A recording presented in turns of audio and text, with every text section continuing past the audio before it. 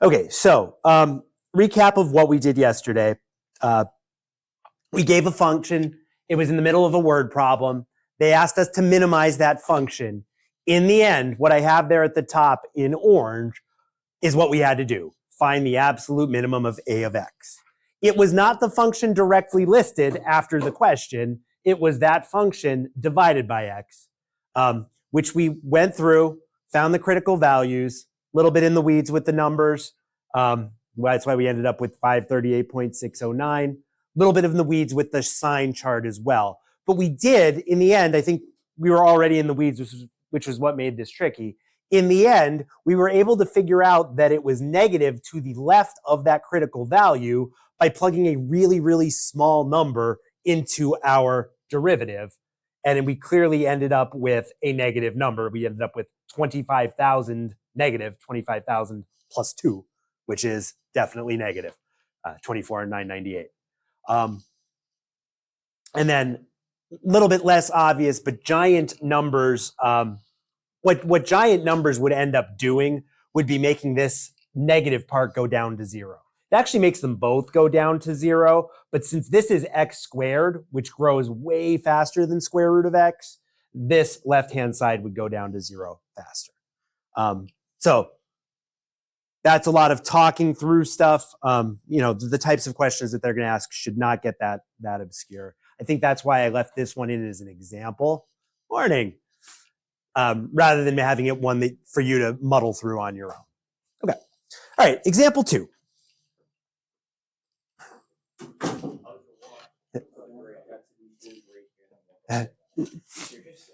Nice. Yep. All right. Example 2. A lot of times a picture is accompanied with this, but I'll draw the picture as we go along. A rectangle is inscribed in a semicircle of radius 2, centered at the origin. That's a mouthful. We have a rectangle that's drawn inside a semicircle. So I'm going to draw the semicircle first, and then I'm going to draw the rectangle that's inscribed inside it. So we'll draw a coordinate plane. We will draw a semicircle with radius 2. Actually, let me do this. Let's do this coordinate-wise. That would mean that this would be the point 2, 0. And we are going to draw a rectangle inside it, which means that that rectangle is going to hit the circle at these 2 points. All right.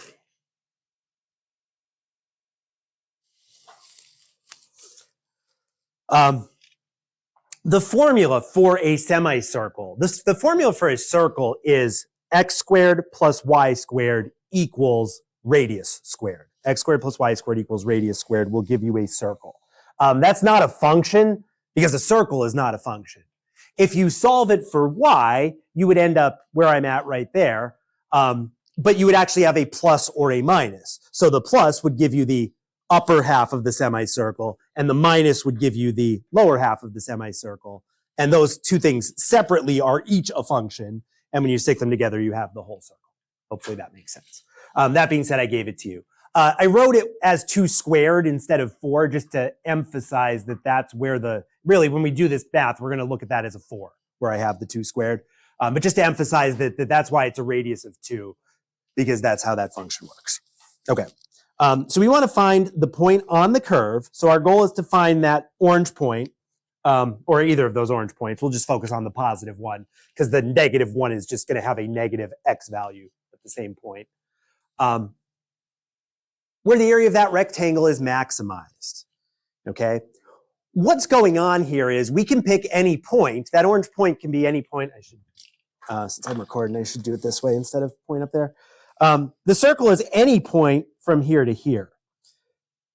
The extreme values, so if I were to go here, I would end up with a straight line and no height, which means I have 0 area. And if I picked here, I would end up with a straight line here, but no width, which would be 0 area. So as I approach those points, my area is going towards 0. In the middle, it's going to be, as I go away from those points, my area is going to increase and then decrease. That's the common thing that happens in these min-max problems. If you're trying to maximize what we're doing, when you start at 0, you're going to increase, you're going to hit your answer, and then you're going to decrease. And that's enough to claim we have an absolute maximum. Okay, so let's do it. We need to write an equation for the area of our circle, or rectangle, I should say, because that's what we're trying to maximize. So we are somewhere, and we're looking for this point. This point has coordinates. They're x, y.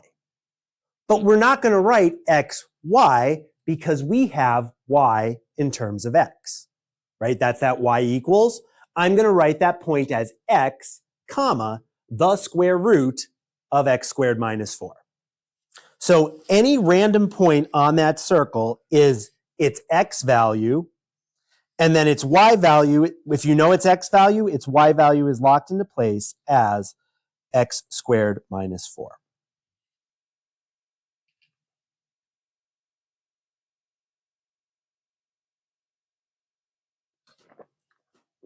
Does that make sense? Okay. And the nice thing about rectangles when you're working in the coordinate plane is those coordinates are also your line lengths. So the length from the origin to here is x. To make this a little bit bigger. And then the height from wherever we are at x to the dot is the square root of x squared minus 4.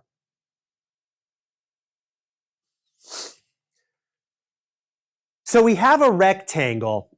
What's the base of the rectangle we're looking at? 2x, right? We have a rectangle with a base of 2x and a height of, is it 2 though?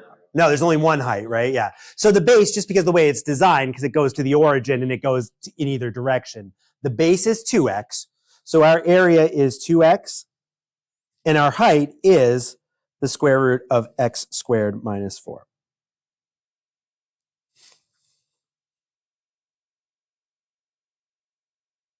And our goal here is to maximize that area, right? I'm just going to move that out so that I have room to work underneath it. Which means I've got to find the absolute max of that area, which means I have to find critical values. And in general, either make the chart or look to see if I'm just in that situation where I only increase and then only decrease. And if I'm there, my answer is my answer. Okay? And that's what's going to happen in most of these problems. Okay, so we need to find A prime, right? So we got to do A prime. Couple different ways to do it. I think I'm going to use the product rule. No. We could distribute that 2x in, but that does require us remembering how to do that. So maybe we're better off using the product rule. So A prime, derivative of the first, 2 square root of x squared minus 4 plus first times derivative of the second. Derivative of the second. What rule do I have to use to find the derivative of the square root of x squared minus 4? Chain rule first. Yep. So yeah, so the first thing we're going to have is we're going to multiply by another 2x. I will highlight the argument. I will write that part of it in that same color, which is what I try to do whenever I do that. And now I can apply the regular square root rule, but the argument stays the same. So that's 1 over 2 root argument, right? So then that's going to be, I don't need the 1 over because that's just a placeholder, 2x squared minus 4. Alrighty. So I have pure multiplication in my numerator, 2 times x times 2 times x, which means I can cancel. So I'll cancel one of those 2's with that 2 in the denominator. And I think I've found my A prime. And now we got to set this thing equal to 0. So we've got 2 square root of x squared minus 4 plus, I know how this works, plus 2x over square root of x squared minus 4. It is, correct. Thank you, thank you, thank you. That would make a huge, huge difference. Yes. I only canceled out the 2. I did not cancel out the 2x. How to solve. It's actually easier than it looks. What's that?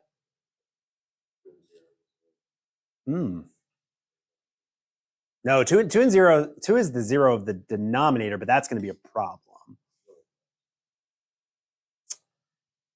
You know, yesterday I brought one over and cross multiplied.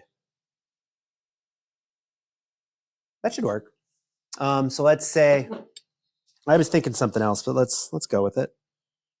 So it'd be just for nothing else than to be consistent. So let's make one of these things is going to be negative. So I'll just say negative 2x squared minus 4 over 1 equals 2x squared over square root of x squared minus 4. Yeah, this is kind of the same thing I would have done.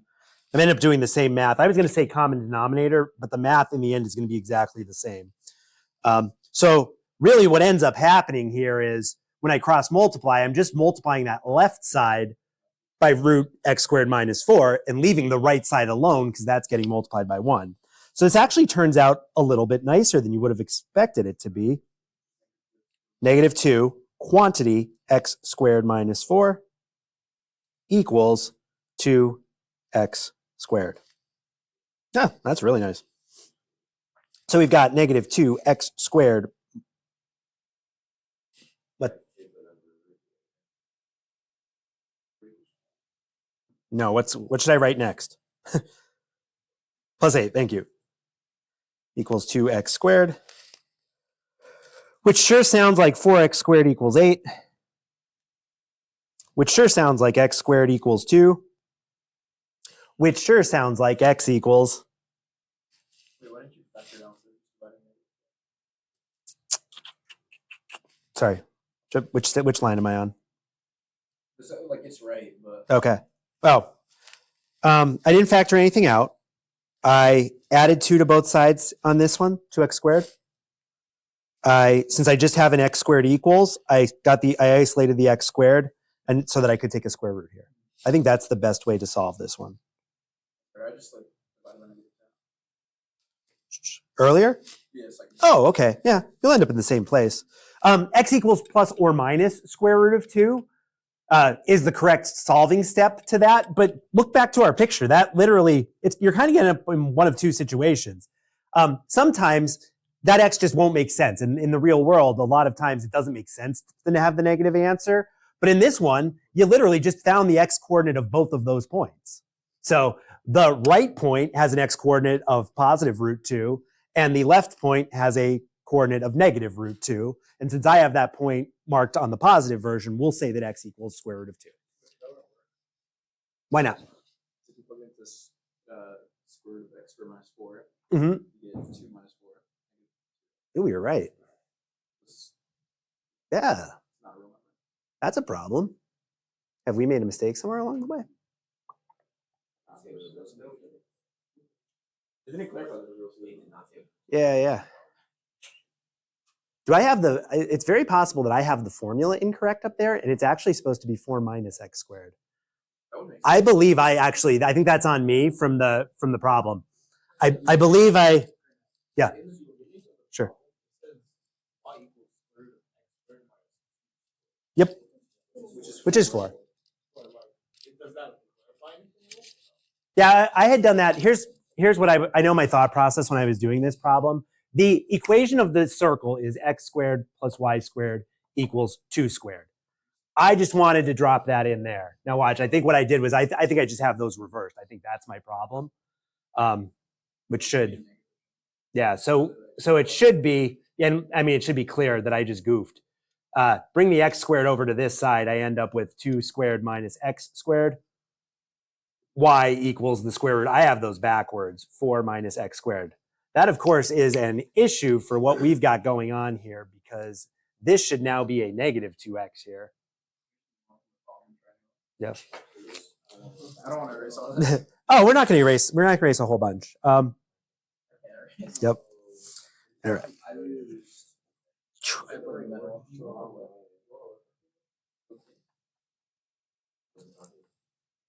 All right, so the changes that get made here are, this was 4 minus x squared. It's on the house. On the house. It's on the house. Um, You got no eraser. It's on the house. these are all 4 minus x squareds. These are all minus signs.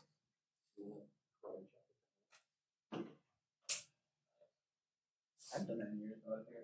And we're going to end up with the same answer. So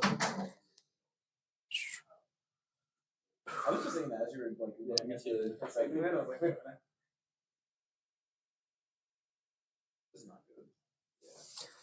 all right, which ends up giving us negative 8 plus x squared. That's awful.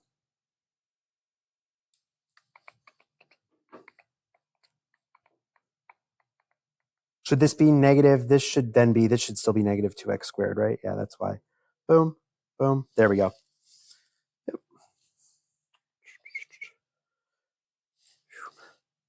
Negative 8 plus 2x squared equals negative 2x squared. Now bringing things to their correct, and we still end up in the same spot. So every sign in this line has just changed, which means if we now bring the x's to the left and the 8 to the right, we do end up with 4x squared equals 8. Yep. So there we go. Sorry, that is 100% on me.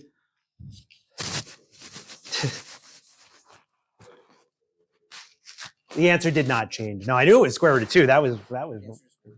It just works now because now our point is, yeah, it's going to be, it's root 2. It's actually, oh, sorry, no, I just want to make this, I'm saying one thing. This is just correct, 4 minus x squared. Backwards. Okay, boom. All right. So we have found the thing that we need to do. We have talked about how that area is going to increase and then decrease, right? Because the two endpoints are 0 and every other area has to be positive. So I'm going to show a sign chart for A prime with the x coordinate of square root of 2 that says that that area is only increasing and then decreasing. If we hadn't analyzed the situation, we'd have to analyze A prime. A prime is not a standard thing that we've analyzed, right? Like I don't think I could just look at my line for A prime and say, let's do a sign chart for that. So if you kind of think about the endpoints, if you're trying to maximize something, a lot of times your endpoints are just 0 and 0. And if that's the case and your thing is always positive, you're set. Does that make sense? There's no other way for it to be the correct answer. All righty. Okay, so what do we do when we do optimization? We draw a picture. If we have to, sometimes the picture is given. We write all the equations down, and this was where it's similar to related rates. There's a lot of things in common here. There may be one or more equations that relate our quantities. There's the equation we need to work with. In that case of example 2, it was the area formula. But there was also that helper equation. I should start using that word. I like that because this is the same thing that happened in related rates, which was y equals x squared minus 4. Well, sorry, that's what I wrote, but it was really y equals 4 minus x squared. And that helper equation was what we needed because when we do our derivatives, we can only have one variable on the right-hand side. We can't have both x and y because then we have to start doing implicit stuff, and that is going to take us down a rabbit hole of things that we do not want to have to do. So we always want our final formula to be 8 or whatever equals something all in terms of the same variable. So really similar to related rates, we sometimes have these helper equations that we have to plug back in. Number 3 emphasize that. Be sure your equation is in terms of a single variable. So it's a equals, y equals, whatever equals just a variable. Think about the endpoints. That's what number 4 is saying. The fact that those two endpoints were 0 and the area that we are getting is, a positive number, that guarantees that if there's only one critical value, it's got to be a maximum. And, use calculus techniques. We need to find critical values, whether you're, no matter what type of test we're using, first derivative test, second derivative test, absolute min, absolute max. Step 1 was find when the derivative is 0. Okay. So we're just going to emphasize all of those as we do these next couple problems. I'm going to do 3, then I'm going to jump down to 5, and we'll look at where our time is, and I may have you guys get started working right after that. All right. Example 3. A box is being made from a piece of cardboard that is 14 inches by 30 inches. This box is not going to have a top. This is a super common problem in these sections. So we're basically going to make the sides and the bottom of the box. And the way that we're going to do that, we've got this 14 by 30. So let's get that.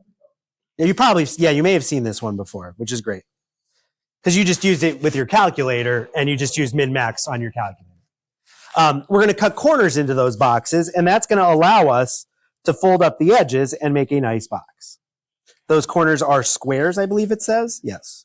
Which means that those lengths and those widths are the same. All right. So we have 14 by 30. Looks like I made it taller than it was wide, so we'll label it that way. I don't think you would get the same answer no matter what. The base of your box is going to be like this.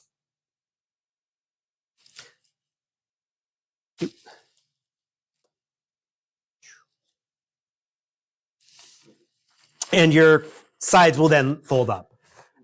Our goal is to maximize the volume of the box.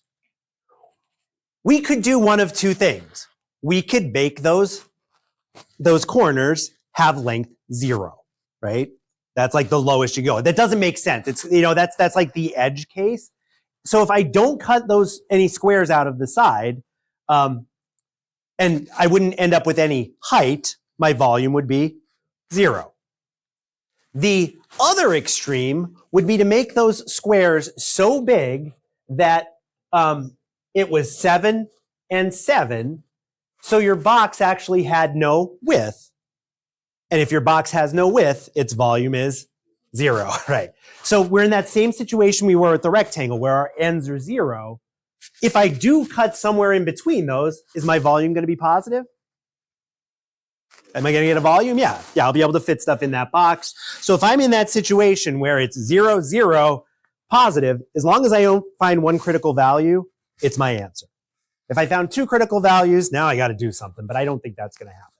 So this is the kind of common situation we're in. Okay, the formula for volume of a box is volume equals length times width times height. Now, this is the kind of one where we're just going to, that has 3 variables, so we're just going to use the picture to make that all in terms of 1 variable. The best thing to call something would be to call how big are the sides of the square that we're cutting.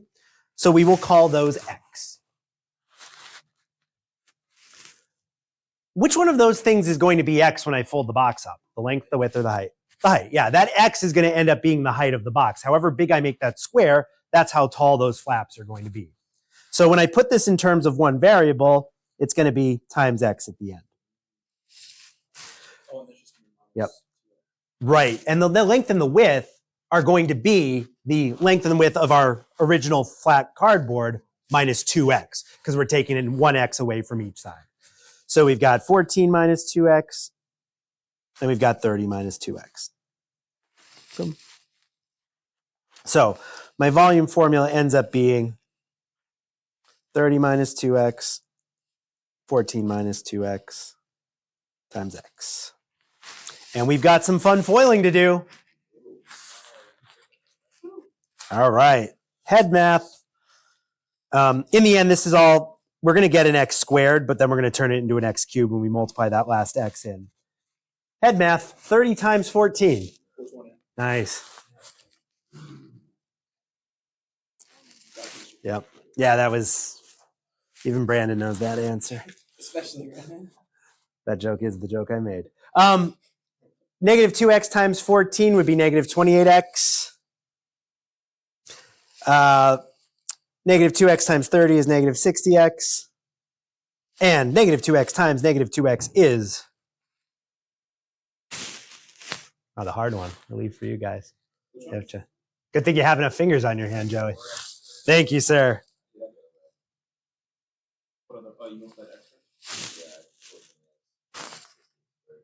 Oh, that's fine. Well, that's, yeah. Yep. Yeah. All right. So I'm going to bring this around. I'm going to put it in descending order, and I'm going to multiply the descending power order and multiply the x in. So the first thing I have is 4x cubed. Then I have minus 88x squared. And then that plus 420x, which makes my v prime 12 x squared minus 160 plus 16, 176 x plus 420. And I think I can pull a 4 out of all of those. Yep. Yeah, there's nothing in the 88 that's going to let me pull the extra 3 out for the 12. So we end up with 4, the quantity, 3x squared minus 44. Yeah, that makes sense because I did 2 times 88, so 4 times 44. And then 105, yeah. Boom. Whew.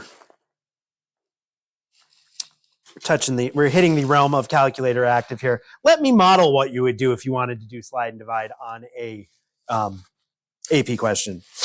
You would off to the side write x squared minus 44x plus 315. Right. Factor that, which we're going to need a calculator for.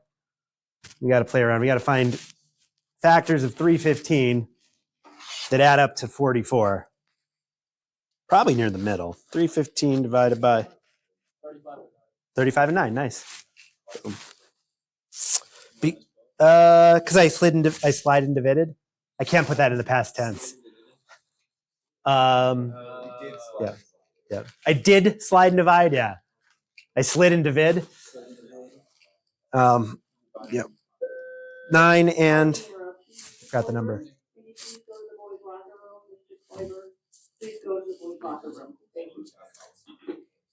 Divide by 3.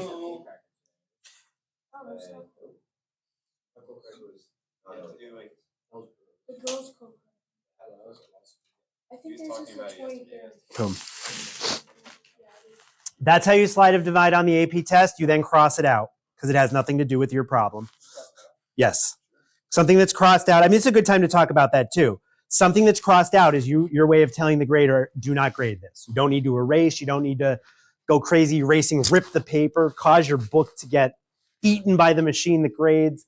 They are scanned and all of the grading is done on computer because that makes sense, I guess. I mean, I guess it does. Mm-hmm. Yes, you are solving a related problem. That's the key. Not a related rates problem, but a related problem. All righty. Ooh.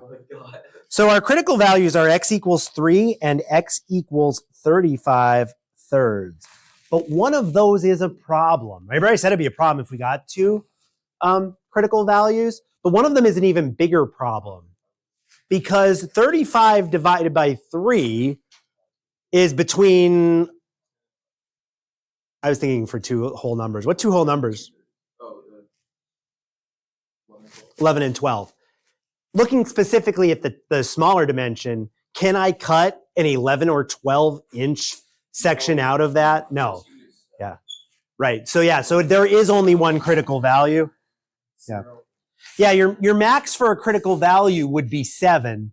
And that we can't do it. So we're good. X equals 3.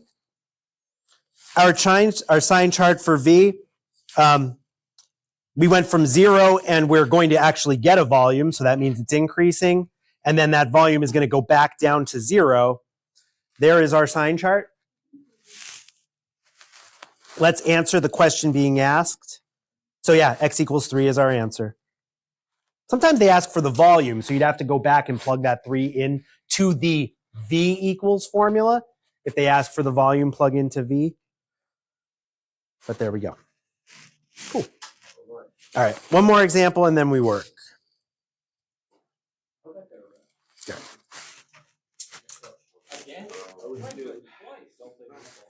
All right. Example 5, cost function. A farmer wants to fence in an area of 400 square meters.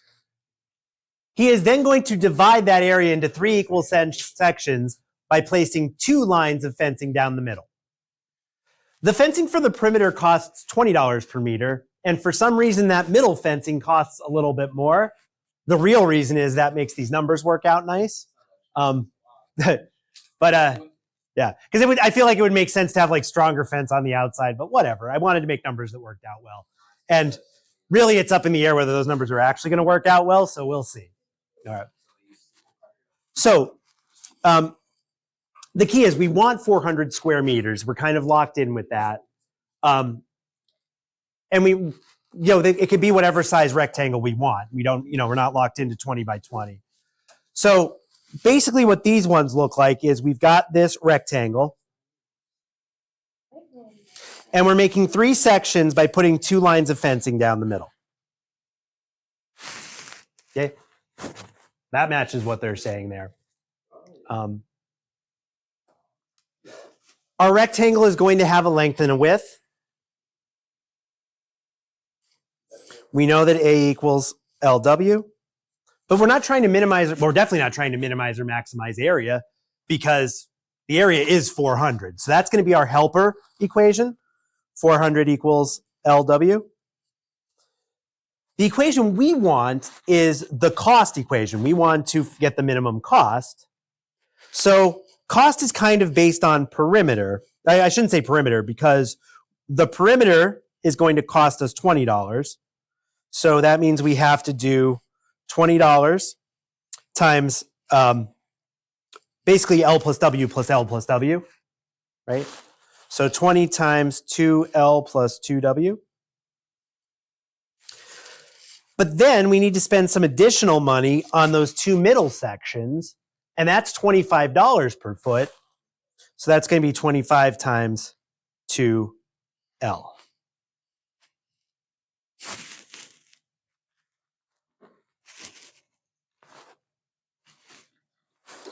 There are some examples. You're going to practice. This will kind of be where you guys start the practice on problems like this. And they'll be even simpler because we'll just take money out of it and literally just minimize the perimeter rather than minimize the cost. So you have to pay $25 for every foot of fencing you have on the outside and $25 for every foot of fencing you have on the inside. There are 2 L's on the inside. There are 2 L's on the outside and 2 W's on the outside. Okay. But the problem, our issue right now with that function is that it is in terms of 2 variables, not 1. So what we need to do is we need to take that helper function, the A equals LW, and solve it for either the L or the W. You can get the correct answer either way. I think it's smarter to solve it for W because then I only have to plug it in once. You could solve it for L, but then you have to plug it in twice. And Joey, which one's bigger? I like how you had, yeah. I like how you had to do it on your own fingers. That was a good job. You took the joke one step further than I took it, and I love it. Awesome. Yeah. So it's in the end, I don't think it's a whole lot more work, but if we want a reason to choose, let's solve W equals and W equals. Yeah. Last time I checked. All righty. So we can now rewrite this as C equals. Could have done this in a couple different ways. 20 times 2L plus 2W. So let's say 800 over L without losing anybody. Sound good? I just did the 2W all in one there. Plus 50L. Why not? All right. So now we end up with 40L over 16 plus 16 with 3 zeros, 16,000 over L plus 50 over L, which is 90L plus 1,600 over L. I think the fact, but 1,600 isn't a perfect square. Yeah. Did I? 16,000. It was 800 times 20, 16 3 zeros. We'll see. Oh, 90 isn't a square root either. Oh, no, we're good. At some point, we're going to divide them, and one of those zeros is going to go away from both, I think. Yep. Yeah, I think that's what's going to happen. Okay, so let's find our C prime. So C prime equals 90,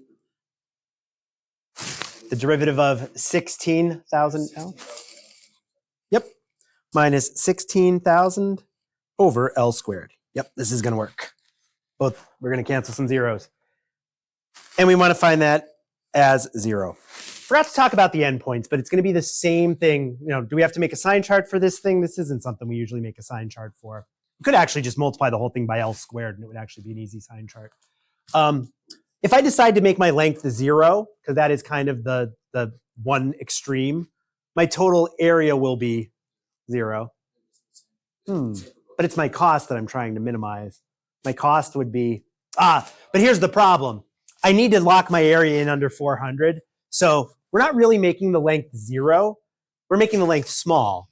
If I want my length to be small, then the width is going to be enormous, and that's going to bring that cost function up. So here, because we're minimizing, cost is actually going to infinity as we make that length small. Because if I made that length 0.000001, this would be 4 with as many zeros and possibly more after it. So as the length goes to 0, the width is going to infinity to lock us in at an area of 400.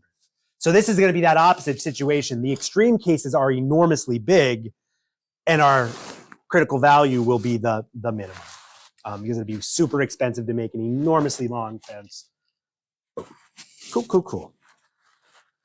All right, this one's an easy one to solve. Let's do what I said and just multiply everything by L squared.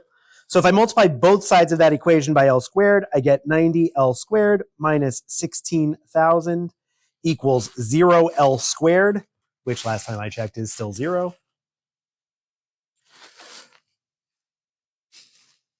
Two steps in one. So L squared equals 16,000 divided by 90. Okay with that? Cross out those zeros. Oh, look at that. Cranac didn't mess it up for once. That is a perfect square because you can root both the numerator and the denominator. So, yep, 40 over 3. So our L is 40/3. Nice. Which means that,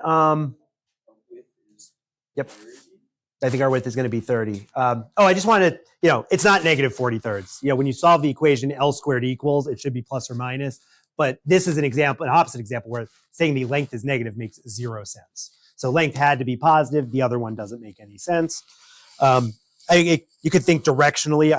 I could start here and go 40/3 to the left or 40/3 to the right, but that's overthinking it. Question asks, what are the dimensions? So we just need to go back to the original formula to find the width. So that would be, I'm not even going to write A equals. I'll write 400 equals 40/3 width.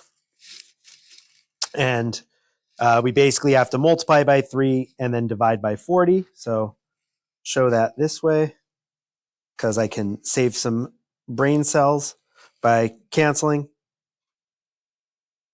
Yep. Boom. Boom. No, that's not the right cancellation. 10. I need to cross that off and write 10. I thought somehow I could turn that into a 10 just by crossing out, and that didn't make sense. And we end up with W equals 30. So we need a 30 by 40/3 rectangle. Specifically where the length is 40/3. So if you did it the other way, you would not minimize the cost. If I asked you what the cost was, you'd have to stick both of those back into C equals. Or honestly, you could just plug 40/3 into this line of C equals. You can plug them both into this, plug 40/3 into this. They should both give you the same. Yep. Okay. All right. Good place to stop. We never have enough time. Yeah, that's okay. When you flip over to the practice problems, I do believe, if I'm not mistaken, the first handful of them are match problem number 1, but they're relatively, hopefully the derivatives and stuff are easier. Hopefully, I don't know. But those are ones where I just give you a function and there's just a word problem around find the absolute minimum, find the absolute maximum. When you hit things like 3 and 4, those are the ones that start to match some of the stuff we did today. So start wherever you want to start. I see it. I saw it too. Yeah. Yeah. These were like from a resource that I had that was like a PDF that I could have copied and pasted, and I just didn't feel like it, so I ended up retyping them. Yeah. Spot any mistakes or any weird like typing, because a lot of these I did type out by hand, and I'm not a good double checker if you hadn't caught that yet. You're good.